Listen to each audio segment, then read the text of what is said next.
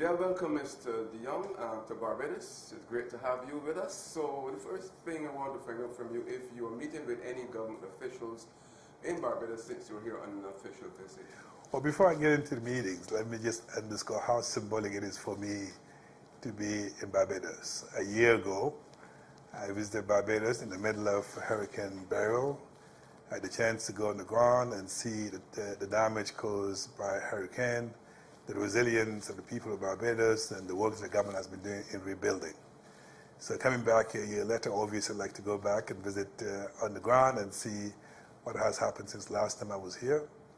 I think second, as you know, your Prime Minister has been extremely vocal about loss and damage, the biggest champion of this fund over the years. I always look forward to seeing her and briefing the government on the progress we made so far. Last but not least, it was here in Barbados. A year ago, we launched the Barbados implementation modalities, very symbolic to come back and brief the government on the progress we made so far. So I'm meeting with the Deputy Prime Minister this afternoon, and the whole purpose of the visit is really to update in terms of progress we made, but looking ahead, where do we stand on the fund, and hopefully get some support from the government and continue to advocate for this fund. Okay, so what's the latest on the fund as it goes into its operational stage? Well, as indicated, a year ago we launched the Barbados implementation modalities. In short, it's our early intervention to support countries. Since the fund was established, pledges have been coming in. We converted some of the pledges into actual funding. $820 million and $440 million have already been transformed and converted into actual funding. So a year ago, our board decided to launch this early intervention, which is $250 million, focusing on extreme weather condition and slow onset. We're providing grant-only support to countries, recognizing the challenge that countries have to deal with. They want to borrow at this stage. It was loss and damage. But more importantly for the region, it was decided in Barbados to allocate a minimum of 50% to the seats and the ADCs, which where Barbados fits in. So right now we're in the middle of implementing that BIM, the Barbados Implementation Modalities. We launched the call for funding requests at COP30 in Brazil, and now we're in the middle of accepting funding requests so that our board can make a decision which countries to finance, which opportunity to support within the range of $5 to $20 million. So we're in the middle of implementation, so moving away from inception to implementation, and that's why our presence here not only is an important meeting with the government, but also we're organizing a workshop where we bring together players from the region to walk them through our guidelines, their funding requests, and make sure we provide them the support that they need so they can send us the funding requests. What does this $250 million US mean for countries like Barbados and the Caribbean under the Barbados modalities who have already experienced losses and damage? It is indeed $250 million. It's way, way below the needs we have in the region. But our board, recognizing the sense of urgency, the need to begin to deliver and act, decided to launch this early intervention with $250 million, as indicated, $5 to $20 million per initiative, setting out what we want to be in terms of supporting countries, but that's a good start. And the idea was that implementation of the BIM is an opportunity, A, to provide support where support is needed, and then second, to learn some of the lessons in implementing this type of climate finance. As we scale up our intervention across the region, across the developing countries, we know at least what not to do and learning from the processes. So the idea is while we're doing that, we're also focusing on mobilizing a larger amount of money so we can meet the demand, and that's where that resource mobilization comes in. How will affected countries access this funding and based on the criteria and so on? Well, we've done a couple of things which, frankly, it's our way of learning from other funds, but also simplifying the process. Number one, the funding criteria are very straightforward. It is really about what the countries consider to be their priorities. It is not up to the fund to dictate what the priorities are. So it's very country-focused, country-led, country-driven. So bottom-up approach. I think second, we also want to make sure that we are aligned with the countries. If we support what they want us to support, what kind of impact and result we can expect, so that at least we can ascertain that our intervention has contributed in making an impact in the countries. And I think last thing we're also looking at is complementarity and coherence with other funds. It is very clear all of our boards in the funds will make sure there's not duplication of efforts so we can support the countries. I think ultimately what is really important is making sure funding moves from the fund to where it's actually needed and make sure we can actually have the impact. We've also oversimplified a lot of our processes. For example, one of the biggest concerns that many countries have is an accreditation process that's actually cumbersome, makes it very difficult for countries to have access. So what we've done, we haven't actually have our own accreditation process. We're leveraging on the accreditation of the GCF, GEM accreditation fund to save some time so we can get to the bottom of supporting countries. We've also come up with something extremely innovative, and that is a direct budget support going to national governments, Minister of Finance, directly, which has never been done before in the climate finance, leveraging an existing budgetary system within the countries so we can get funding to where it's needed. So we're experimenting with a lot of new things that are innovative because we want to focus on supporting the countries, not on these procedures and the paperwork and the administration of any fund. And that's the reason why we think what we're doing is cutting edge, it's innovative, hopefully it will be impactful to the countries. Yes. So what changes do you think are still needed for climate finance to deliver? I think that's always what I call the AAA of climate finance. It's availability, accessibility, and affordability. Affordability in the sense that most countries obviously would love to have access to grant, and because they want to make sure they don't have to have a debt burden to address a concern they think they may have not created. So it's really important to make sure the functional instrument that we put in place are not a burden to the country as well. I think availability is that one thing is to actually mobilize billions of dollars. If they're not available to the country, it doesn't serve the purpose. So that means the processes, the procedures have to be nimble and simplified in the sense the country can have access to those instruments. I think the affordability part comes also from the fact that it's really important to make sure that in addition to grant, there are also other instruments, concessional financing, which makes it easier for countries to borrow to deal with climate finance. I think ultimately, climate finance is something that has to be delivered at the right place at the right time, but also make sure there's a balance between development agenda and climate finance as well. How broad will this fund reach in terms of climate? I noticed that climate is the core, but what about the actual impact of a hurricane on a country? Would that cover the hurricane and the damage from the hurricane? I think the way this fund was designed, again, to be cutting edge and innovative, everything starts with what we call the country-led, country-owned, the countries themselves. That's the reason why the workshop we're having here this week is all about discussing with country, what are your priorities? So in other words, if there's a particular disaster, obviously there's existing resilience mechanism and plan within the country, which will be happy to work with the country in strengthening those active mechanisms. I think within the response that the government is putting together, there always may be some funding gaps, and I think that's where we come in to provide the support in filling in the gaps. But we're not alone. There's also other funds that are providing funding so that together, A, we don't duplicate efforts, but we provide the support to the government what they need to be able to react and respond to losses and damage or climate challenges as well. So I think ultimately it's really important that countries are at the forefront in planning in dealing with disaster risk management. That is the early warning system, the alert that they need to make sure they can anticipate. In preparing themselves, also countries will need support from us, but also from other institutions as well. And I think the response comes in different forms. There is what we do as a fund, but there's also other responses, either that come from the government, from partners. What's important here is that we want to make sure that in response to climate challenges, no one is left behind. The human face of climate change is actually recognized, and make sure that the response is rapid and shift and get funding to where it's needed so we can support the country's efforts in rebuilding and rehabilitating themselves. The call for countries to get on board, the deadline is the 15th of June, of June or May? June. June. Right. So what kind of response have you had so far? Well, so far we've gotten a pipeline of over 10 funding requests. But the fact that we're here having this workshop, bringing together the national focal point, the government representative, it's our way of expediting, accelerating our outreach to countries so they understand what will it take to put together a funding request, what are our requirements, what are our guidelines. So we're hoping that after a workshop like this, it will help certainly kind of jump up the number of requests that are coming to us. June 15th is around the corner. It's quite tight as a deadline. So we're hoping that countries will walk away from this workshop, better sense of the priorities, but how do we move from the priorities to a funding request.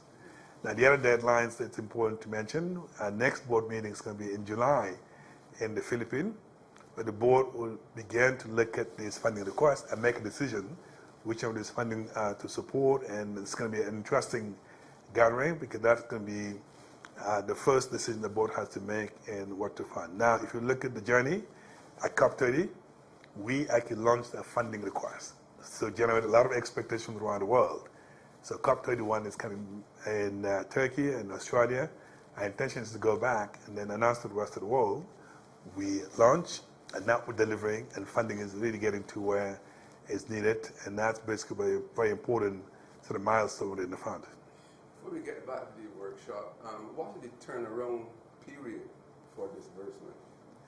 Well, the idea is that we are basically, by June 15, we'll get a sense of the pipeline in terms of what funding requests we're getting. Some will come from this region.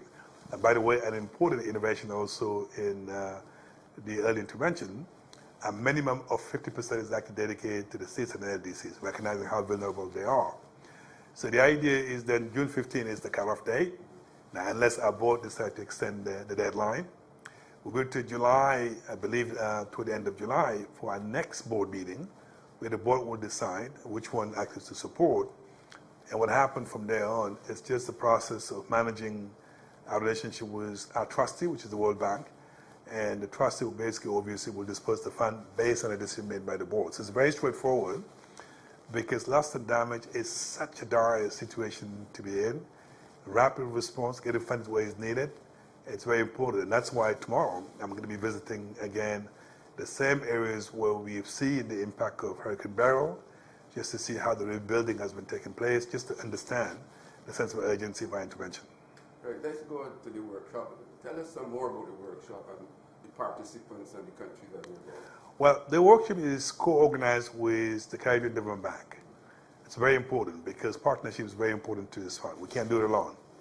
So when the president of the bank and I met a couple of weeks ago, in fact, literally a couple of weeks ago, we decided we want to have a joint workshop in Barbados, not in Washington, but here on the ground, inviting other countries that are members of CDB, but also other focal points from the region. So that's the audience that we have here for the next 2 days. I think second, what we also want to do, number one, starting by understanding some of the challenges and loss and damage within the region, because for us as a secretariat, we don't miss any opportunity in deepening our understanding of the challenges we're trying to address.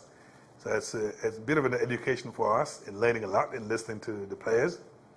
And then from there on, it's very pragmatic and practical. We're going to go through a guideline, a funding request, a criteria, eligibility, and so on. And the intention is those who will come to the workshop will walk away, understand the ins and outs of our early intervention, so that when they go back to their countries, they can move very quickly from firming up the priorities and turning it into a funding request, from understanding the requirement that we need.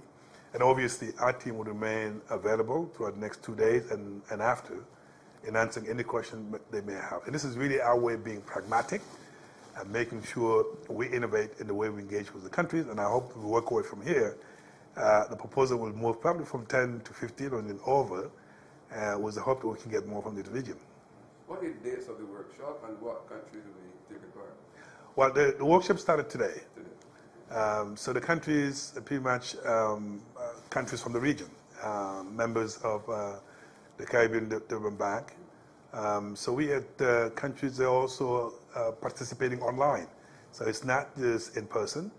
The others were also joining in online, and the idea is just to make sure we have it very interactive in taking all the questions that they have and making sure all of them will walk away from here strengthened, capacitated in terms of really what the fund is all about. Our mandate and requirement was a hope that it will have an impact not only in the funding request, but beyond, because we're also looking at the future of the fund beyond just the BIM that we're launching. Okay. So is there a maximum amount that one can get from the fund? Now, indeed, the BIM was designed with a couple of interesting features, as I say, focusing on extreme weather conditions and slow onset. Second, grant only at this stage. We're not looking at other financial instrument. $5 to $20 million per initiative, and that is the range that we're financing. A minimum of 50% going to seats in the LDCs. And so it is up to the countries to look at, based on their needs, how much of it they would like to come to FRLD for funding or other funds as well.